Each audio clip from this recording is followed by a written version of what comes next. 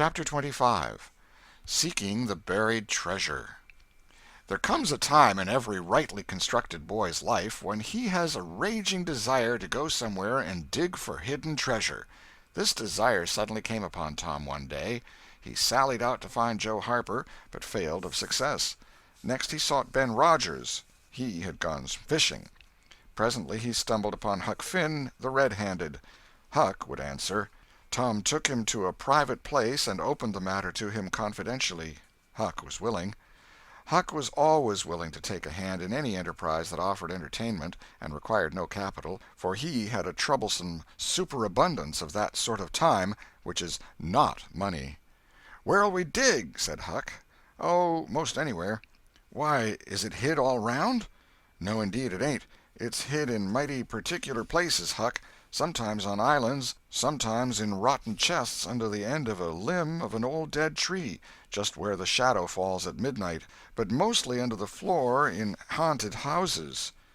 "Who hides it?" "Why, robbers, of course. Who'd you reckon? Sunday school superintendents?" "I don't know. If 'twas mine, I wouldn't hide it. I'd spend it and have a good time." "So would I. But robbers don't do that way. They always hide it and leave it there." "Don't they come after it any more?" "No, they think they will, but they generally forget the marks, or else they die. Anyway, it lays there a long time and gets rusty, and by somebody finds an old yellow paper that tells how to find the marks. A paper that's got to be ciphered over about a week, because it's mostly signs and hieroglyphics." "Which?" "Hieroglyphics. Pictures and things, you know, that don't seem to mean anything." "Have you got one of them papers, Tom?" "No." "Well, then, how are you going to find the marks?" "I don't want to find any marks. They always bury it under a haunted house, or on an island, or under a dead tree that's got one limb sticking out. Well, we've tried Jackson's Island a little, and we can try it again sometime. And there's the old haunted house up the Still House branch, and there's lots of dead limb trees, dead loads of them." "Is it under all of them?" "How you talk! No." "Then how are you going to know which one to go for?" "Go for all of them." "Why, Tom, it'll take all summer." "Well, what of that? Suppose you find a brass pot with $100 in it, all rusty and gay, or a rotten chest full of diamonds. How's that?" Huck's eyes glowed. "That's bully. Plenty bully enough for me. Just you give me the $100, and I don't want no diamonds." "All right, but I bet you I ain't going to throw off on diamonds. Some of 'em's worth $20 apiece. There ain't any, hardly, but's worth 6 bits or $1. "No. Is that so?" "Certainly. Anybody'd tell you so. Hain't you ever seen one, Huck?" "Not as I remember." "Oh, kings have slathers of them." "Well, I don't know no kings, Tom." "I reckon you don't. But if you was to go to Europe, you'd see a raft of 'em hopping around." "Do they hop?" "Hop? Your granny! No." "Well, what'd you say they did for?" "Shucks, I only meant you'd see 'em, not hopping, of course. What do they want to hop for? But I mean you'd just see 'em scattered around, you know, in a kind of a general way, like that old humpbacked Richard." "Richard? What's his other name?" "He didn't have any other name. Kings don't have any but a given name." "No? But they don't." "Well, if they like it, Tom, all right, but I don't want to be a king and have only just a given name, like a nigger. But say, where are you going to dig first?" "Well, I don't know. Suppose we tackle that old dead limb tree on the hill t'other side of Stillhouse Branch." "I'm agreed."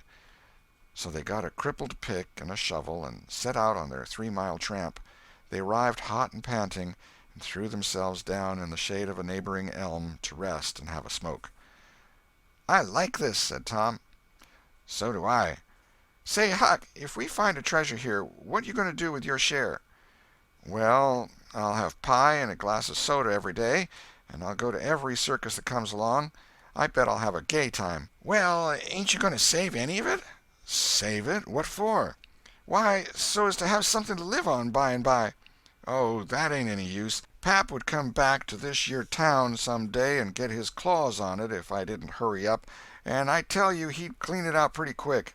What you going to do with yourn, Tom?" "I'm going to buy a new drum, and a sure enough sword, and a red necktie and a bull pup, and get married." "Married?" "That's it." "Tom, you Why, you ain't in your right mind. Wait, you'll see. Well, that's the foolishest thing you could do. Look at Pap and my mother. Fight! Why, they used to fight all the time. I remember mighty well. That ain't anything. The girl I'm going to marry won't fight. Tom, I reckon they're all alike. They'll all comb a body. Now, you better think about this a while. I tell you, you better. What's the name of the gal? It ain't a gal at all. It's a girl. It's all the same, I reckon. Some says gal, some says girl. Both's right, like enough. Anyway, what's her name, Tom? I'll tell you sometime, not now. All right, that'll do. Only if you get married, I'll be more lonesomer than ever. No, you won't. You'll come and live with me. Now, stir out of this, and we'll go to digging. They worked and sweated for half an hour. No result. They toiled another half hour. Still no result. Huck said, "Do they always bury it as deep as this?" "Sometimes. Not always. Not generally. I reckon we haven't got the right place." So they chose a new spot and began again. The labor dragged a little, but still they made progress. They pegged away in silence for some time.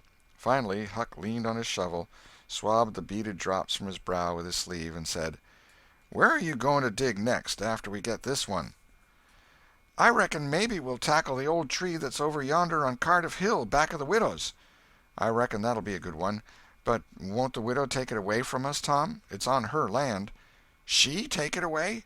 Maybe she'd like to try it once. Whoever finds one of these hid treasures, it belongs to him. It don't make any difference whose land it's on." That was satisfactory. The work went on. By and by Huck said, "Blame it, we must be in the wrong place again. What do you think?" "It is mighty curious, Huck. I don't understand it. Sometimes witches interfere. I reckon maybe that's what's the trouble now." "Shucks, witches ain't got no power in the daytime."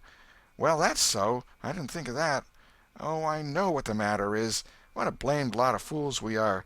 You got to find out where the shadow of the limb falls at midnight, and that's where you dig. Then, consound it, we fooled away all this work for nothing. Now, hang it all, we've got to come back in the night. It's an awful long way. Can you get out?" "I bet I will. We've got to do it tonight, too, because if somebody sees these holes, they'll know in a minute what's here, and they'll go for it." "Well, I'll come around and mow tonight." "All right. Let's hide the tools in the bushes." The boys were there that night about the appointed time. They sat in the shadow, waiting. It was a lonely place, and an hour made solemn by old traditions. Spirits whispered in the rustling leaves. Ghosts lurked in the murky nooks. The deep baying of a hound floated up out of the distance. An owl answered with his sepulchral note. The boys were subdued by these solemnities, and talked little. By and by they judged that 12 had come. They marked where the shadow fell, and began to dig. Their hopes commenced to rise. Their interest grew stronger, and their industry kept pace with it.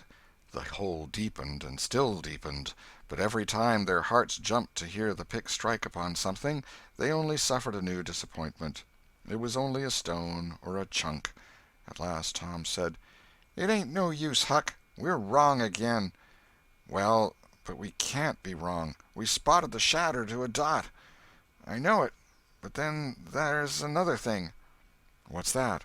"Why, we only guessed at the time. Like enough it was too late or too early." Huck dropped his shovel. "That's it," he said. "That's the very trouble. We got to give this one up. We can't ever tell the right time. And besides, this kind of thing's too awful. Here this time of night with witches and ghosts a-fluttering around so. I feel as if something's behind me all the time, and I'm afeard to turn around because maybe there's others in front a-waiting for a chance. I've been creeping all over ever since I got here." "Well, I've been pretty much so too, Huck. They most always put in a dead man when they bury a treasure under a tree, to look out for it." "Lordy!" "Yes, they do. I've always heard that." "Tom, I don't like to fool around much where there's dead people. A body's bound to get into trouble with 'em, sure." "I don't like to stir 'em up, either. Suppose this one here was to stick his skull out and say something." "Don't, Tom, it's awful." "Well, it just is. Huck, I don't feel comfortable a bit." "Say, Tom, let's give this place up and try somewhere else." "All right, I reckon we better." "What'll it be?" Tom considered a while, and then said, "The haunted house. That's it." Blame it, I don't like haunted houses, Tom. Why, they're a dern sight worse'n dead people. Dead people might talk, maybe, but they don't come sliding around in a shroud when you ain't noticing, and peep over your shoulder all of a sudden and grit their teeth the way a ghost does. I couldn't stand such a thing as that, Tom. Nobody could. Yes, but, Huck, ghosts don't travel around only at night. They won't hinder us from digging there in the daytime. Well, that's so. But you know mighty well people don't go about that haunted house in the day nor the night. Well, that's mostly because they don't like to go where a man's been murdered, anyway. But nothing's ever been seen around that house except in the night. Just some blue lights slipping by the windows. No regular ghosts. Well, where you see one of them blue lights flickering around, Tom, you can bet there's a ghost mighty close behind it. It stands to reason, because you know that they don't anybody but ghosts use 'em. Yes, that's so. But anyway, they don't come around in the daytime, so what's the use of our being afeard? Well, all right, we'll tackle the haunted house if you say so, but I reckon it's taking chances. They had started down the hill by this time. There, in the middle of the moonlit valley, below them stood the haunted house, utterly isolated, its fences gone long ago, rank weeds smothering the very doorsteps, the chimney crumpled to ruin, the window sashes vacant, a corner of the roof caved in. The boys gazed a while, half expecting to see a blue light flit past a window. Then, talking in a low tone, as befitted the time and the circumstances, they struck far off to the right, to give the haunted house a wide berth, and took their way homeward through the woods that adorned the rearward side of Cardiff Hill. End of chapter 25.